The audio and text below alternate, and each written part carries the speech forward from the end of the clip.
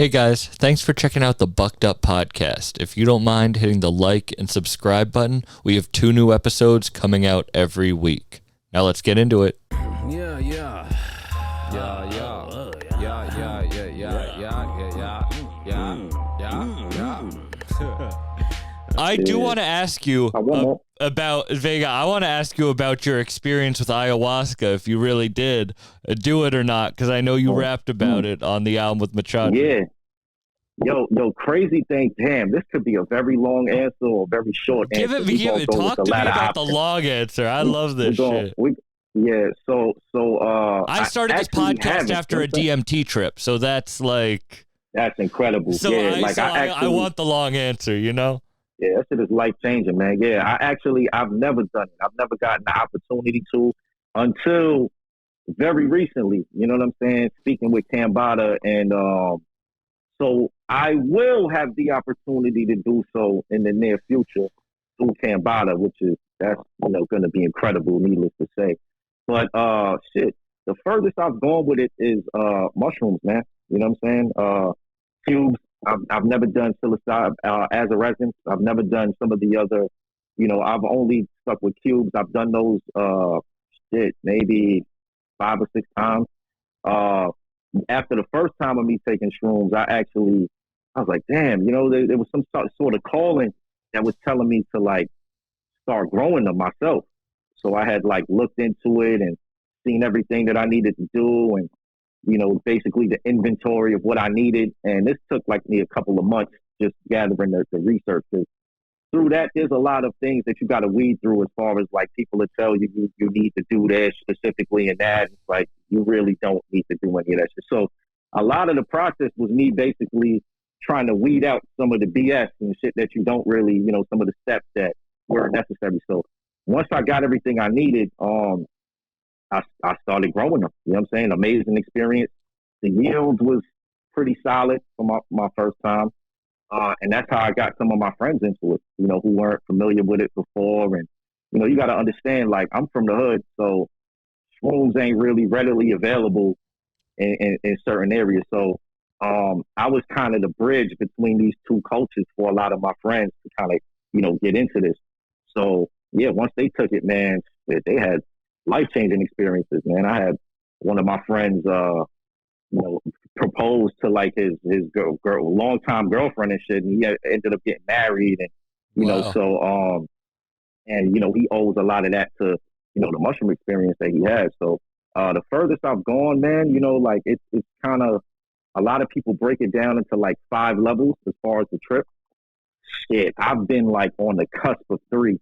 5 is like complete ego death, a lot of separation from reality. I haven't traveled that far. That's like a heroic dose. That's like 5.5, 6 grams and up. So the last time I heavily tripped, I had to take a break. I made a fool of myself in front of Paul Rosenberg on Thanksgiving on 4 grams of mushrooms. Oh, man. Yeah, that'll do it. And his friend was like, "This is Sam Buck. He has a podcast," and I'm just tripping, like meeting an idol for the first time. Right.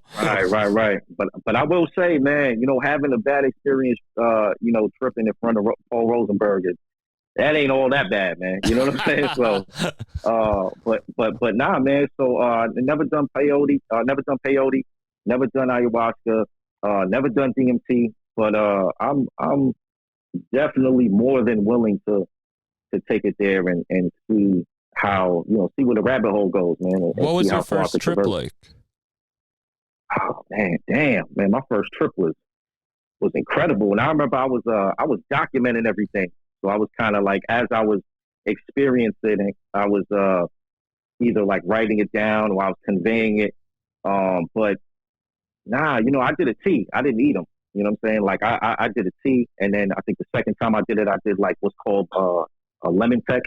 Mm-hmm. So, but I drank the tea. When you drink the tea, it kind of hits you quicker. It hits you in about like 15 minutes, 20 minutes versus when you eat them, and then the whole digestion process and blah, blah, blah. And then psilocybin gets converted into psilocin and all that. So like, it was crazy. It started out, I'd say, kind of like a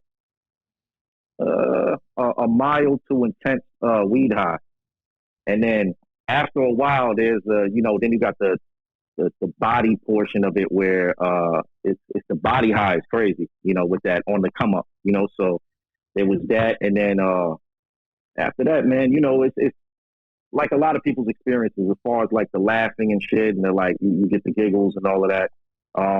Did you have any lasting lessons come out of it? Out of your hell first yeah, one? man. Hell yeah. Definitely learned a lot, not only about myself, but my approach with music and my craft, and just about life, relationships and things of that nature. Of like, maybe you might look back and go like, damn, I kind of was wrong in that situation. I probably should have communicated this. And moving on in the future, I got to get better with communication and, just things of that nature, man. So like, I definitely discovered a lot about myself and changed my life. That was, I'd say, the greatest spiritual experience I've ever had. Sure. What made you want to Superior? You're just sitting there. Have you done mushrooms before? Yeah. No. Have you done psychedelics? Is that like? Have you done any psychedelics? No. I would say when I was a little younger, as a kid, I was trying a little bit, but yeah. But nothing crazy. Nothing too crazy, All right, what were you saying? I live in a boring country, like it's Germany, and you don't have so many opportunities to make something like this. But don't you guys have those big electronic festivals? Lit, you guys have those big festivals where everyone's off Molly and everything. Right. Yeah, no, but those festivals they are in the big cities, and I live in a small city, and it's more like Daniel's on his adventures, when he goes to the forest and then we go fishing. Yeah, you can do something like this here too, but it's not so excited, and not so. And you're a little, I don't know. I was gonna say maybe you're a little late in life to start, but you could start. You have a family. You're developed. Yeah. You could go in it. I will soon. I am interested in this. What made you want to start growing them after that? What's the science of it called? The science of growing mushrooms. Mycology. Mycology. Yeah. What made you want to get into mycology? Man, I can't even explain it. It was just like a calling. You know what I'm saying? It's like one of those things where it's like, what the fuck? What made Noah build the ark and shit? Like he just kind of like, had that voice either within him or he heard a voice and was just like, yo, do this shit, build it and they will come in a way. So it was kind of like a calling where I just felt like, yo, I feel like it's my responsibility to do it. Also, like I said, me later on becoming the bridge to kind of connect this culture to a lot of my friends, and they wouldn't have found out about it otherwise. It was like, that was my purpose in life, was to kind of give this gift that I felt I received to other people who may need that experience as well, So at the time, I didn't really have I didn't think about it at a conscious level in that sense of where it's just like, yeah, do that because this will be the outcome of it. But I can't explain it, man. It was just like something told me to do that shit, and I'm thankful. What are both of your relationships to spirituality? I would say for you, Vega, pre-mushrooms versus post-mushrooms, and Superior, I just want to hear if you are spiritual or religious in any way. Yeah, I'm gonna pass it to Soup, man. Yeah. No. Tell you first. You first. I'm thinking about it, man. I'm not gonna get too deep in it, man. But I think before, like pre-mushroom trip, man, I was a lot more closed off and kind of just living in my own personal bubble. As many people do, you get caught up in your own life and you get caught up in the whole, like, I got this job and, I have this thing I got to do and this thing here. And you're not really thinking about you being a part of this microcosm, So I think after the mushroom trip, man, it really made me realize how connected everything is. And the fact that it's like, yo, you aren't the only person that exists, and like, you know what I'm saying? Mm-hmm. Just more so kind of thinking about myself as a part of a bigger whole. But I think before, man, I was kind of like,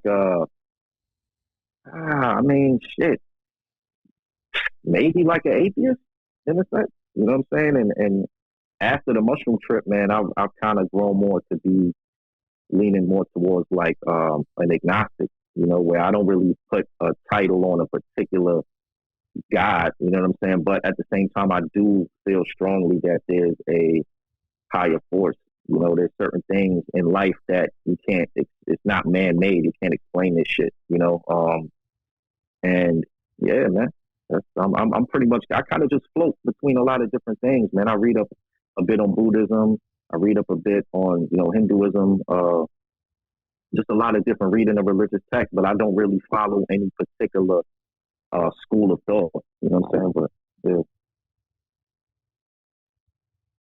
Superior. So you, Soup, man, you spiritual? Yeah, I would say I believe that there is something, you know, that is bigger than us, and I think that you know what you do is a lot of stuff is destiny. You know, it has to be like it is. You know, but I also think that hey, don't trust just the destiny. If you want to reach something, work for it. You know, my opinion.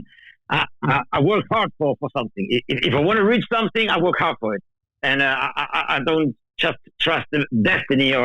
But I believe there is something, you know, above us, and is making all these rules here.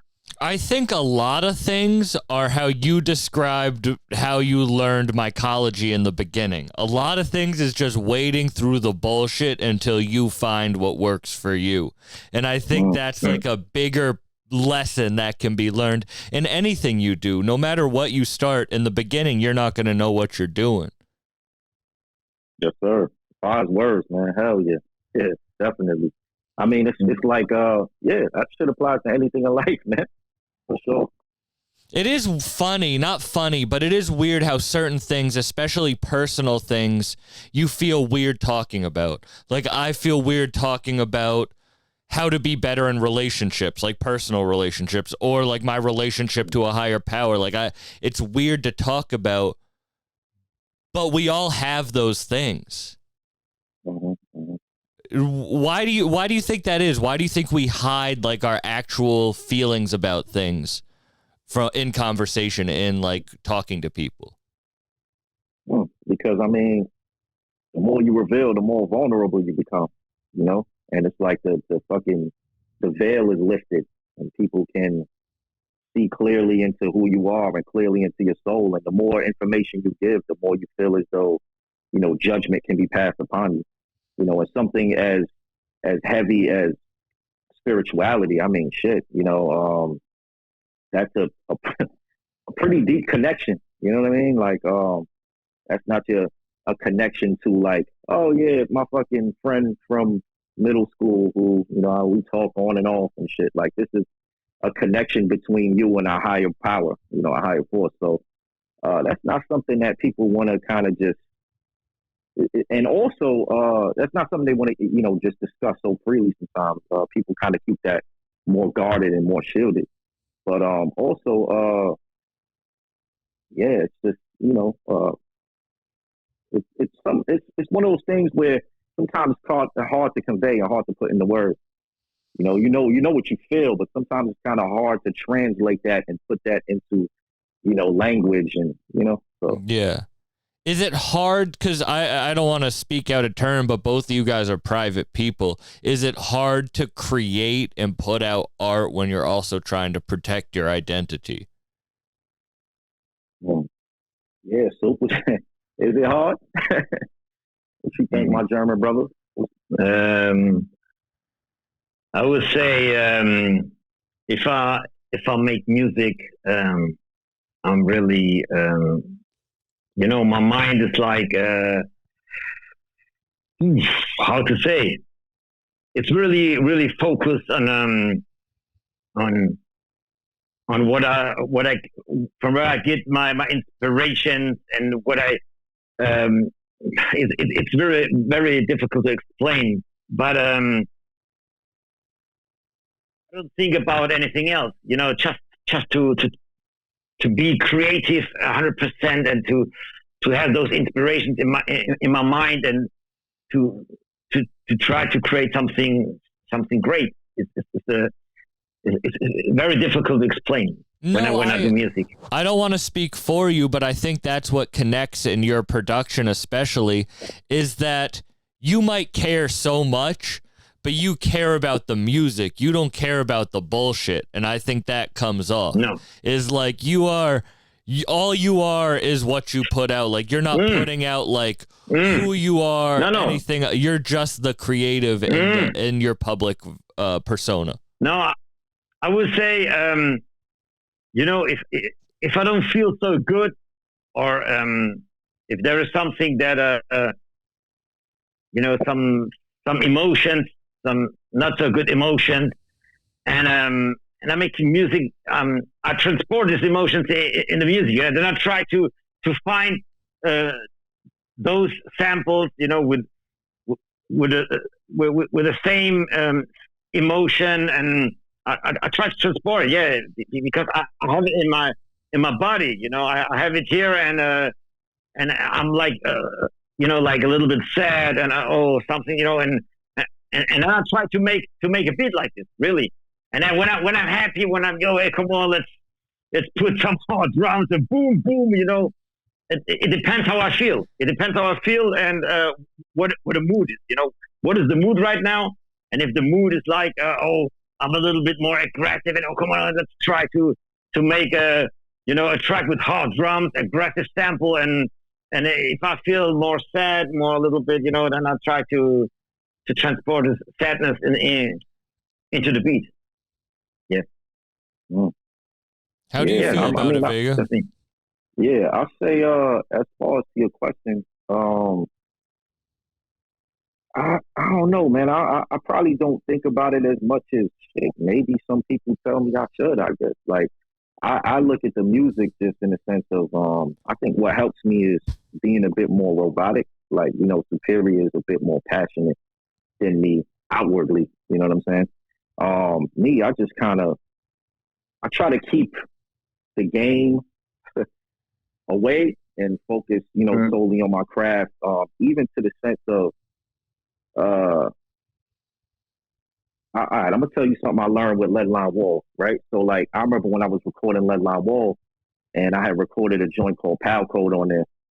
I remember after I recorded it, I was like, yo, son, something about the vibe of it. After I recorded, I'm like, yo, when they hear this shit, man, like this is one of the ones. That shit is probably the lowest streamed song from the album, So, like, I learned not to really kind of try to predict certain things that are out of my control. I kind of just, leave alone, in the sense of you could strategize for everything. You could choose what features you want. You could choose what the soundscape is going to be. You can choose what you want to write, and even down to who's going to engineer it and do the artwork. But certain things you can't predict, and is how people are going to feel about your shit, how it's going to resonate, any lasting effects that it has, which joints are they going to relate to, and how are people going to perceive your image and appearance, and certain things you can't predict and you can't worry about. So me, I kind of just I just stay in my craft. It's almost like I'm that motherfucker in the castle, in the tower and shit, and just kind of like locked away from society. You don't see me come down to town to get bread from the local bakery and shit, and go visit the tailor and shit like that. So I try to kind of just stay locked into my music, even to the point of, like, certain criticisms that I might hear, whether they be negative or positive, especially like negative criticism. I don't really subscribe to it. You know what I mean? I read it, I go, okay, cool, that's what's up, all right, and then I move on. You know what I'm saying? So, as far as balancing the image and the music, I think the image kind of handles itself, in the sense of I don't try to be fucking mysterious and think about, if I do this way, this will come across like I'm so obscure and shit. Like, I just kind of just hide my fucking face. And I'm introverted by nature. The fact that I don't do a lot of interviews, or you don't see me on IG Live all the time, is like, that's just organically me. That's not like a fucking something I planned up and strategized and shit. So that aspect of it is actually pretty easy. Yeah. You do have to. What were you saying? Sorry. No, I just want to say that there was a good point. What he mentioned. I would say, okay, if you are a producer, um, there is if there is a current mood, that you feel, okay, transport into the beat. But I think that the MCs, they have to be like robotic, because when I send the beat, MC, and the beat is very sad, I expect from the MC that he should bring the sadness in the rap too, because then it fits. You cannot make a funny rap or a rap, on a sad beat. When the beat is sad, the rap should also be sad, and then it fits. And not so many MCs got this talent to make it, because most of the MCs, they drop their bars, hey, my bar, blah, blah, blah, blah, blah, blah, blah. But they forget, hey, come on, man, this beat is a sad beat. You cannot drop like it. You are on a battle or like something like this. You have to. That's why I have so a few MCs. They are my favorites because they have this talent. And then if they fit to this mood of the beat, hey, then I got this goosebumps. And not so many MCs give me this goosebumps, because they don't have this talent to transport it on the beat. You know what I mean? Yeah, it's like watching a really good movie with an actor who is that part. Not, when you see someone act and it's like it's the actor being that part instead of that person being that person, like transforming who they are. And I do get what that means. Like, the director creates the mood, but the actor has to be that mood. Yeah, and the same with the MCs. In my opinion, a really dope MC has to be a really dope actor. He has to transport this mood from the beat into his rap, or his rap transported into the beat. But that's a crazy conundrum, because would you say that words are more personal than sounds? Damn. That's tricky, man. I mean, we can go. This could be an interview in itself. Just this question right here alone. You know what I'm saying? That's an amazing idea that you put forward. But I mean, shit. I will say this though, and this is no disrespect to any MCs or anything. I feel like there's so much power in what we do as far as what we can do with words, and just language in itself. But there's certain elements to beats and certain elements to sound itself that can do more than words alone. You know what I'm saying? It's kind of a similar concept to pictures 1,000 words and shit. Like, it's kind of similar in the sense that you can literally hear a sequence of 4 or 5 notes of music that can bring forth more emotion than 48 bars from somebody who is, so yeah, I would say, I mean, dude, there's some shit that I've listened to. Just, I'm gonna give you an example. The theme from Inception, Time, by Hans Zimmer. Like, man, that shit, I get more emotion listening to that composition of music than most people's entire album. And there's no words on that whatsoever. Nobody's speaking on that. It's not even a breath on that song. But yeah, I kind of feel as though, to some degrees, there's shit that you can do with just music and sound and notes that you can't accomplish with words. That's my take on it. But I would say the best thing is if both are really on point, right, and give you those emotions. And let me make a little bit of promo of Sleep is the Cut. There is one track. Hey, You know what's going on at midnight. You know what's going on there. Okay, so let me tell you something about one track on Sleep Is the Cousin. You know, there was one track, Vega.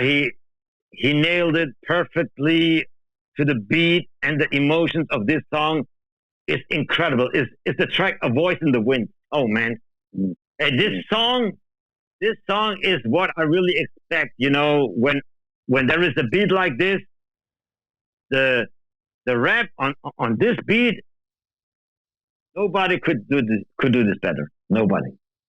This is perfect. This song is so emotional. A Voice in the Wind. Hey, I hear it. It's on heavy rotation. You know, when I'm walking. You know, when I go outside, and because I love all the tracks, but emotion wise, oh, this one is okay. We got another one. The REM. Our outro is also so emotional. Oh man, this album is a masterpiece. But I have to say, these two songs, if you want emotions and you want goosebumps, listen to A Voice in the Wind and REM. Yeah, and those other tracks, they are also dope, but they got a different mood, you know, like Buckwheat, you know, with Danielson, is, you know, hard-hitting drums and other emotions, also dope. But if you want, you know, to have this goosebumps, listen to A Voice in the Wind and REM. And the mutiny. Don't forget about mutiny. Yeah. Superior. Yo, Superior explained where he goes when he creates. He uses the emotion he feels. Where do you go? Like, how do you get to the play? How do you find your muse? I guess is the best way to ask the question. Yes, Vega, you first, and then I will tell you. Okay. Yeah. I think kind of like Superior said earlier, where once I'm provided the soundscape, I kind of just, the focus isn't so much on the technical writing aspect. The focus is primarily based off of mood and vibe, you know what I mean? And, you know, the voice is an instrument in itself, which is why you'll hear certain tracks on the album that are a bit more hard-hitting, a bit more adrenaline-driven. You know, you'll hear those records like 72 Dolphins. You'll hear, there's another joint on there called M65 Jackets, Enterprise, Body Count. Some of those records are more heavy-hitting, more hardcore. So there's certain elements that come out of my voice that need to match that power level, you know? And then, you know what I'm saying, to contrast that. And those are all beats with hard-hitting drums, very hard samples. So, I try to match that as best as I can. But then, like I said, in contrast, you got joints like you mentioned, Voice in the Wind, you got the Mutiny, REM. I'm trying to think if there's, I know there might be another one, but yeah, those are the tracks that stand out in my mind as far as they're a lot calmer. Stonefish Venom. Stonefish Venom, you know what I'm saying? So like, shout out to Cambada too, but yeah, like those are records that are a lot calmer, you know what I'm saying? And they're drumless. Some of them they're different though, you know what I'm saying? Like the Mutiny is a lot different from REM, you know? Voice in the Wind is a lot different from Stonefish, even though they fall into the same category, right? But like there's certain elements that I feel like I need to match that mood. There's this kind of melancholy, somber, morose feel to the records that I feel like I need to match tone-wise. And so what I do is I kind of sit with the beat a little bit, and I'll listen to it. I'll just feel it and try to draw out certain emotions into the lyrics. I think that's one thing with me is I don't necessarily try to match the lyrics to the record. I more so try to, you know, for instance, I could talk about on Voice in the Wind. Yo, this beat sounds like you could write about like a story of like losing someone close to you. I won't focus on the subject content. The subject content can be something that doesn't necessarily match the vibe, so to speak, but it's the emotion in what I'm delivering and conveying into the lyrics that I'm delivering that I try best to kind of like BPM match that shit, so to speak. You know what I'm saying? So, and then when you get in a soundscape as as wide range as the one that Superior is providing, I think it could be challenging. You know, there's so many places that I'm traveling to on Sleep is the Cousin. You know, there's the aggression and there's the bravado and the ego in a lot of these records. And then you go to another record and it's like, you know, it's more of a kind of vulnerable, honest, emotional, depressed kind of like hopelessness and despair in some of the certain tracks. So, this is like a fucking roller coaster ride of emotions with a lot of these records. And I think I just kind of, I just try to feel them out, see how I feel about it, how it syncs with my soul and what I'm feeling at the moment. And I try to, even if I'm not currently in that place, I try to take myself there, and then from there, it's like the lyrics write themselves, to be honest with you. The lyric aspect of it is probably the easiest. It's kind of getting into that realm that I need to exist in order for me to deliver the track properly. But I would say we created something like a movie, with when you watch it, like the movie The Godfather. There are so many different moods in the movie, the hard scenes and then the more smooth scenes, lovely scenes, and it's like a movie. You're not watching the movie, you're listening to the movie. And is there an overarching story to the project? You know what? I'm gonna leave that alone for now. I'm gonna leave that alone. I'm gonna leave that to interpretation. Even along with the title, I mean, Sleep is the Cousin. That obviously the first thing that a lot of people think of is, Sleep is the cousin of death, the Nas line. You know what I'm saying? The line that Nas made famous, the African proverb. But it's kind of, I want to leave it open to interpretation because you're not necessarily wrong. I mean, it's like if we look at a painting, right, and 100 people look at a painting and we see 100 different things. I mean, who's to say that you're necessarily wrong? You know what I mean? Like, but that's what makes art so beautiful, is the subjective nature of it. Do you even, you were saying the lyrics are the easiest part. Do you even think you're in charge of what you create?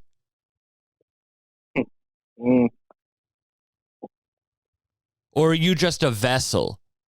Are people just vessels of their creativity? I mean, look, man, it's like, where do ideas come from, man? You know what I'm saying? I mean, do they come from within? Do they come from our brain and our mind, or do they come from some higher source? And we're basically, like you said, just an instrument or a vessel used to convey the message and get the message across. I'm going to say this. I remember, in my earlier years of writing and I would write certain things that it's like, there's no fucking way that I wrote this. You know what I'm saying? Like, I feel like that about a lot of shit that I hear, listen to Cambada, there's certain joints that you hear from him where you just like, yo, what the fuck, yo, there should be certain human limitations in set to where it's like, you shouldn't even be able to access this type of shit, so, I never really feel like it's me writing. I feel like it's some sort of power that I probably can't even fathom, that like, just takes control of my right hand and writes this shit for me. And I just go like, okay, I guess that's what the fuck I'm going to say on the record. You know what I'm saying? But, I don't really feel in charge. Plus also, there's times where, I mean, what about writer's block? You know what I'm saying? What about, it's like your brain hasn't changed, everything that you could access previously, theoretically on paper, you should be able to access now, maybe even more efficiently, especially if you've learned more since the last time you've written. Maybe you've read something or watched a movie and you've taken in new information, more stimuli. So like, but why is it that you have writer's block? You know what I'm saying? Maybe it's whatever fucking power that grants you this ability to create is now blocked off. There's a door that's now fucking closed to you, and you gotta wait until that shit opens up again. So I never feel in charge when I write. But I will say this: I don't experience writer's block.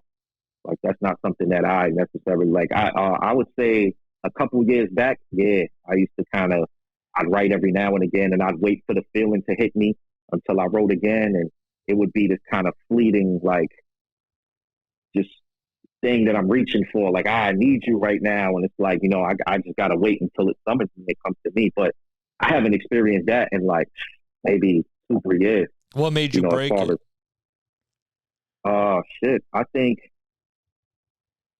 that's a good question, man. That's a good question. I think a number of things, So I think one of them is I've been writing for a very, very long time, man. Like a very long time. Can I ask how old you are? I'm gonna say this. I'm in my 30s. Okay. You know what I'm saying? I'm in my 30s. But like, I've been writing for a long time, and I've amassed a library of text, where it's just like I've written for so long that it's like I have so much shit stored that I could probably realistically drop for like the next 7-8 years without even having to write anything new, But I would say what helped is that, just exercise and like just writing through the writer's block, so to speak, and just writing anyway. But also, shit, kind of having an audience now, because I didn't have an audience before. So that's extra incentive for you to want to, put your craft out there and put your art out there. So I think doing the tournament, winning that tournament, the praise that I received from certain individuals, kind of let me know, like, all right, like shit, I'm on the right track.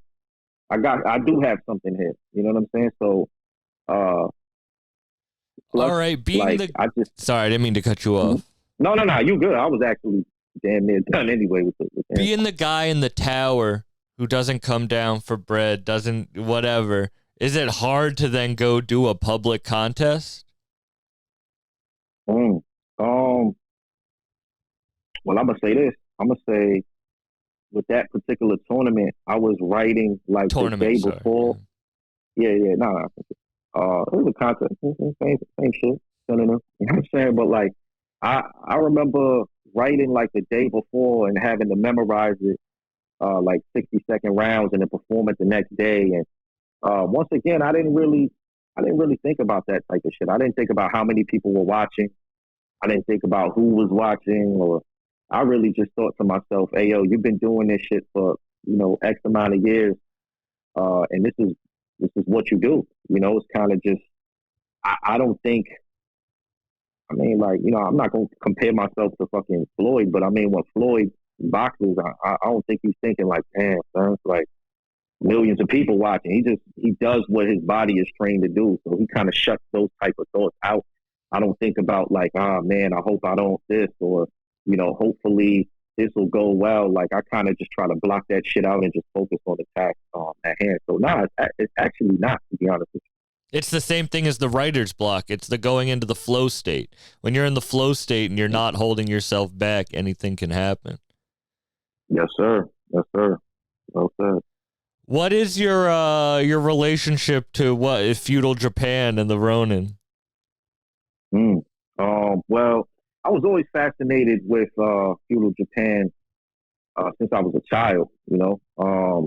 I remember just being like 5-6 years old and seeing pagodas and geishas, samurais, shoguns, and things like that. And like I said, even just the architecture itself, I was like, wow, this is fucking incredible. And as a kid, that's the other side of the fucking world. You're not thinking to yourself like, oh, I'll probably visit there one day. You're not even aware at 5 years old of the fact that, you can hop on a plane and like, it's possible. You can go there. You just need just a factor of money and shit like that. So it was just exotic to me, man.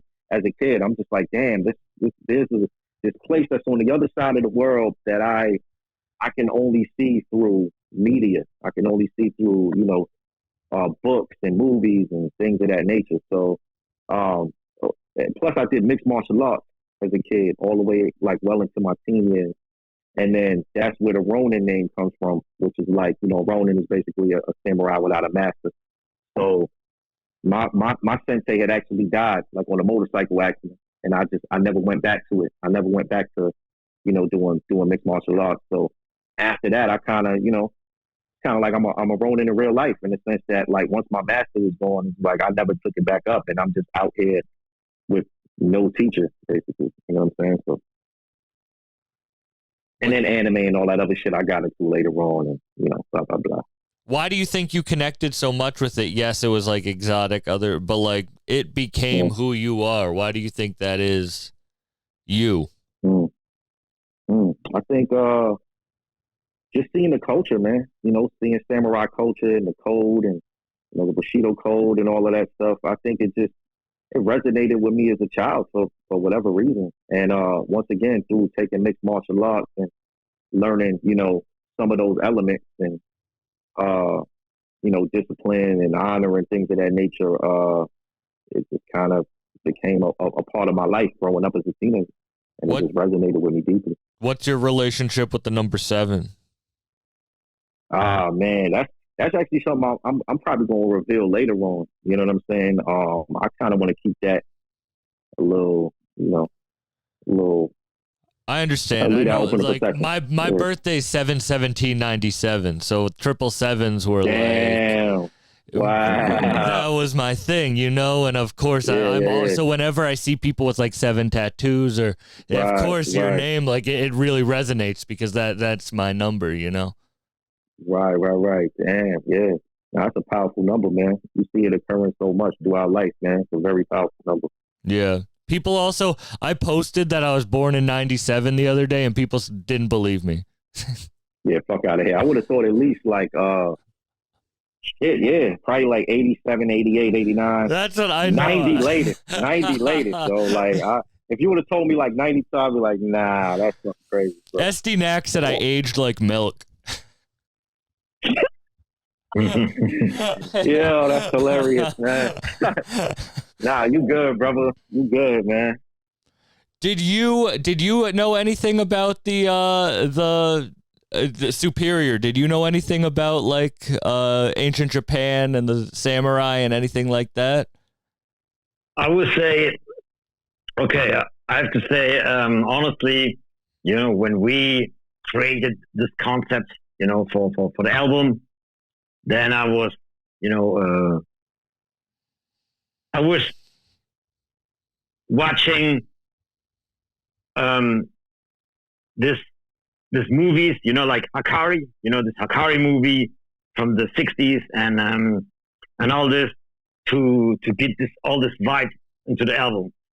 And I have to say, I was ever, in my whole life, I like this martial arts stuff. When I was a kid, my biggest idol was not a basketball player, was not I don't know, it was Bruce Lee, Bruce Lee.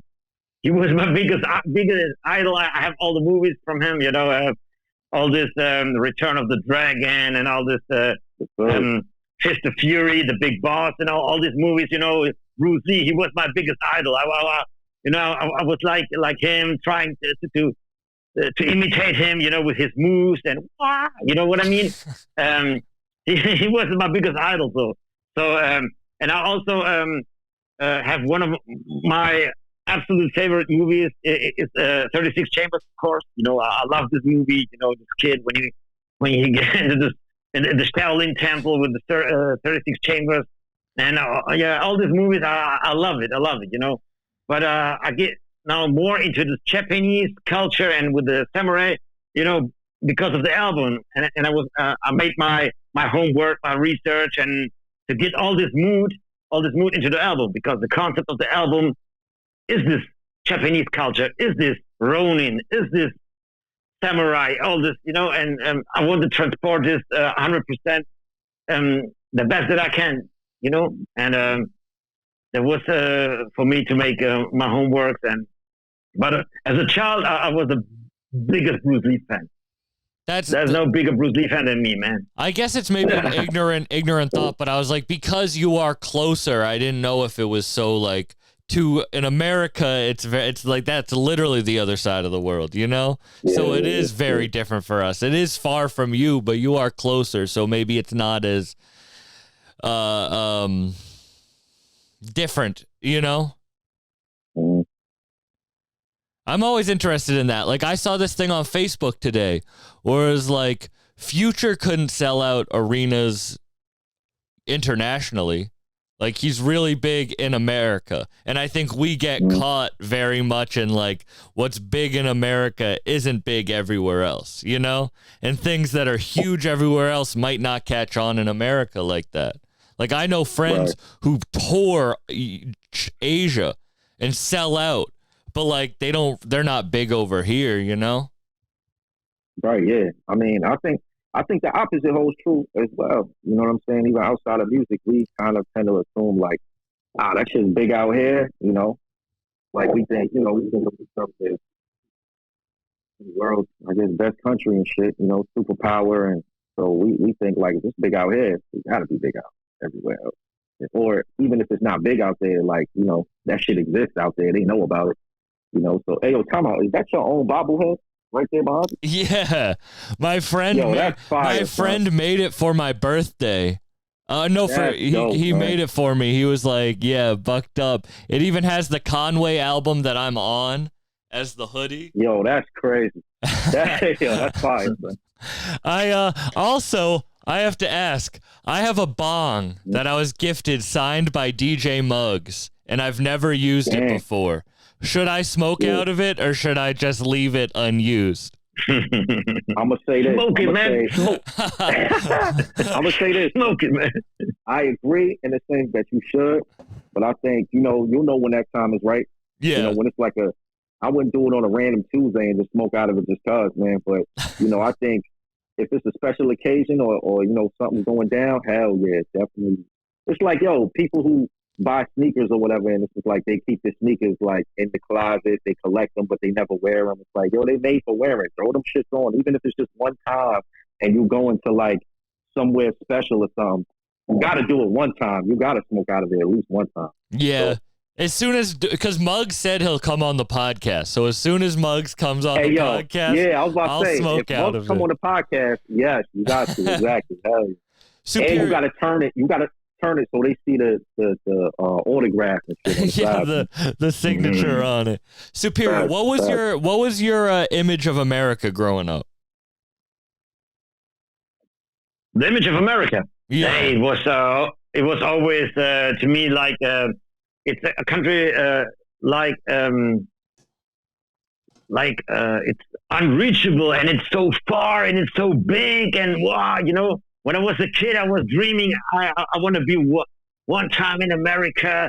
They have so big skyscrapers, and they are, you know, the country is so big, and I was every time fascinated when somebody was talking about America, and and then I went there, but I went. When it was like 2007, or I went to the West Coast, you know, because I got some friends in the West Coast. Come to the East, man. Yeah, I have to come to the East. I was in the West Coast because I was inviting from a few D-boys they are Latinos, and they were here in Germany making shows, and I was DJing on the show, and they were there, and break dancers. Latino breakdancers, and they live in South Central in LA, you know, very dangerous place. And I was there like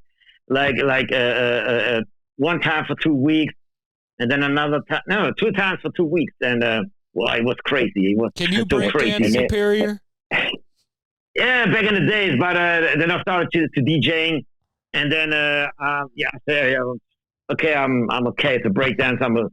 I was a very good DJ. I was second place in Germany in the DJ competition. Oh, but wow. I think producing, I'm you know, my ear for producing, and I think my talent is to make productions. It's better than even better than DJ, and better than breakdance. You know, I still can make some moves, but I think my productions. This is what I have to focus. I don't want to make like 5 things, and you know, I want to focus on one thing and make this as good as I can, and I try to make that my best, and that's the production. Yeah, I'm not going to tell you what to do, but don't give up music for dancing. I love your music too much. Okay. No, some crazy stuff. So I studied theater in college, and one of my degrees is in theater. And with the degree in theater, they gave me a dance degree too, even though I took no classes in dance. I'm 6'4", 280 pounds. Like, I can't dance, but I have a dance degree. Like, if I go... My man got a bonus degree. I got a dance degree. That's crazy. Hey, what can you do with that? With a dance degree? Nothing. It's never helped me. Well, I'm a stand-up comedian. It's a joke now. Like, that's what it helped me with. Hilarious. It helped me have a joke on stage. What was your image of Germany growing up, or Europe in whole? I mean, everybody else's image of Germany as a kid is like amazing beer manufacturers. World War II, shit like that. But then as I got older, I was able to understand obviously a bit more beyond that. You know what I mean? And then I was just like, damn, I actually I would love to live out in Germany, man. I've actually said before, I told my boy Craig, I'm like, man, I want to go to Denmark, Belgium, Austria, Germany. I'd love to maybe not live out there primarily, but if I had another house out there, to where when I go out there, I don't have to stay at a hotel or get a whatever. You can't come to my crib. Hey, but let me tell you something. That's the first stop. Yeah. Hey, I have to say something.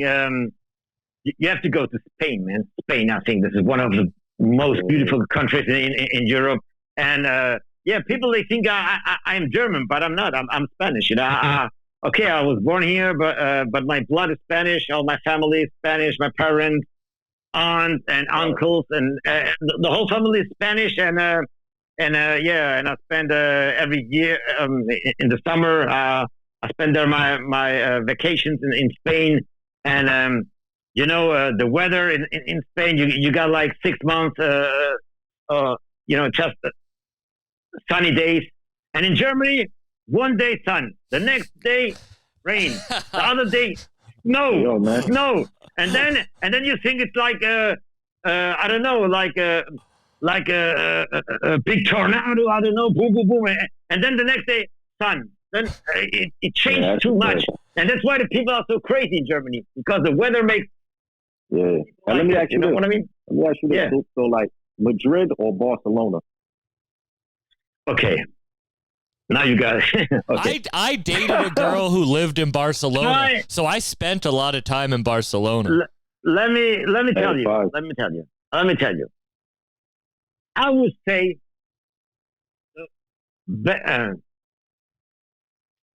beautiful Barcelona. You got the beach there, and the city is more beautiful. But it started I don't know when it started. I didn't for a few years ago. You know what? Then it started the politics. That they want to be, hey, we want to have our own country. We are Catalonia. We are no more Spain. We will. And when this shit started, and when I came to Barcelona, and I talked in Spanish, because they got their own language. The language is Catalan. It's Catalan.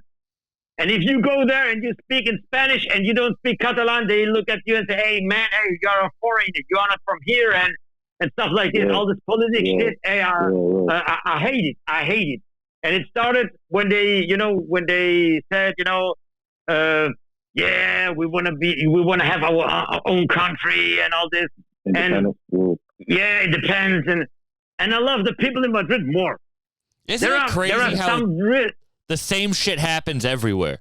It's like we get stuck in the same pushing each other away mentality. It's stupid as fuck. Right.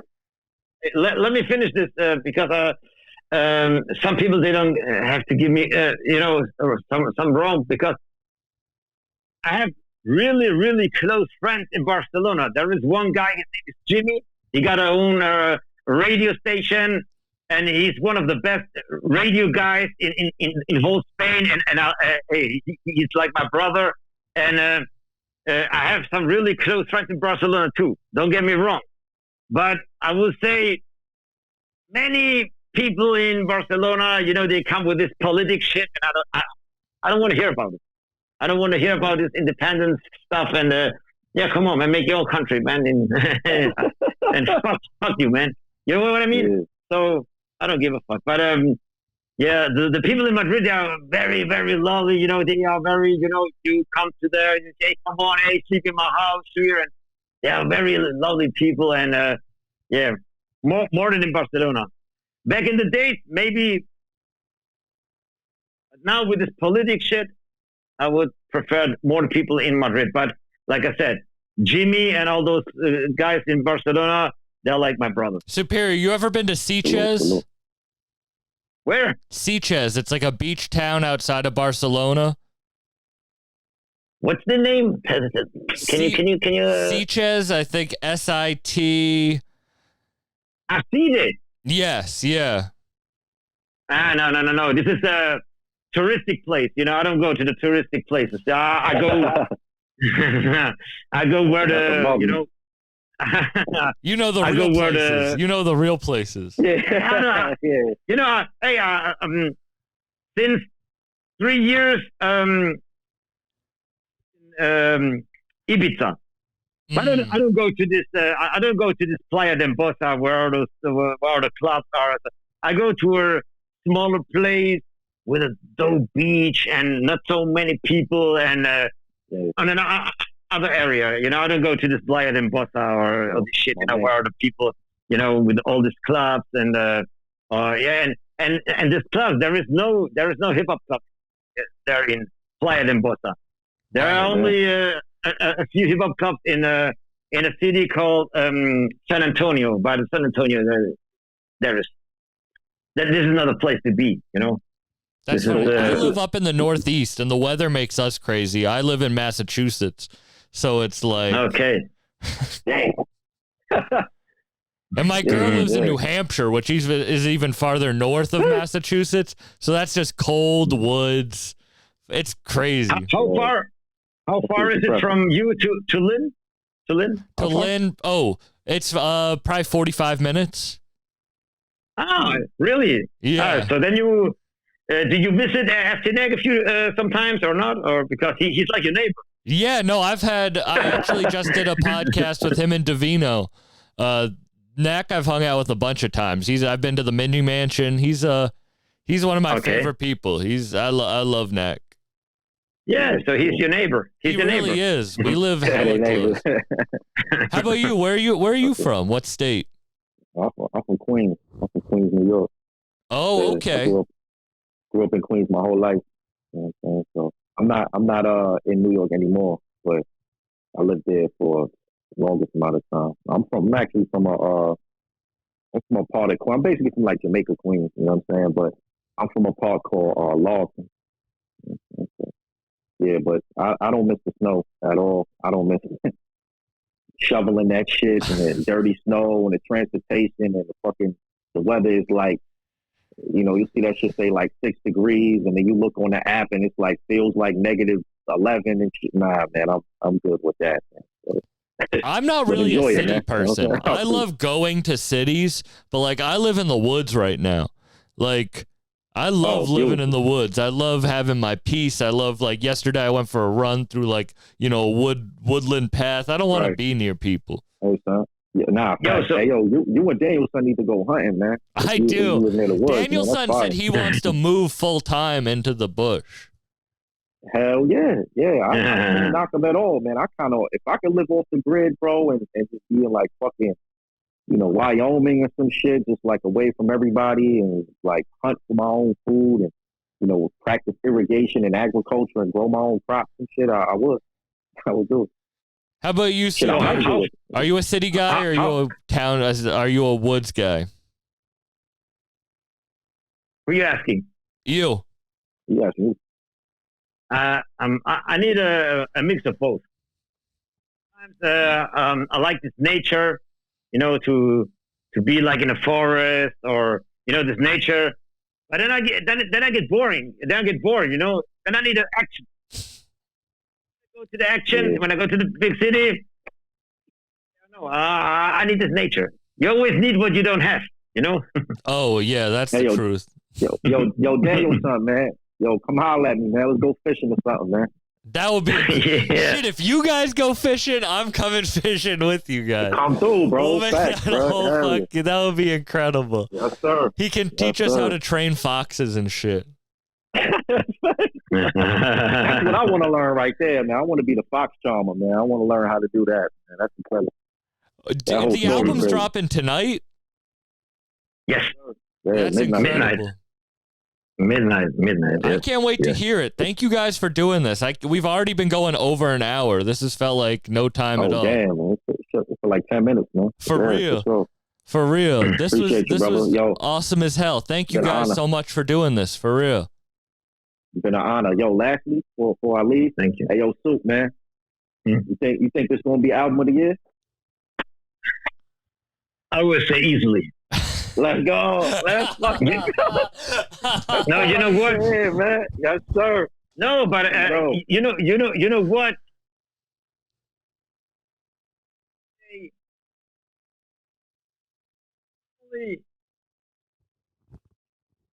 Let the audience or judge. You know what I mean? Right. In this case, I'm not deaf. I got ears. I got also ears. And I'm too much, into this rap thing, and say why I cannot give my opinion, and I would say the rap fits the beats.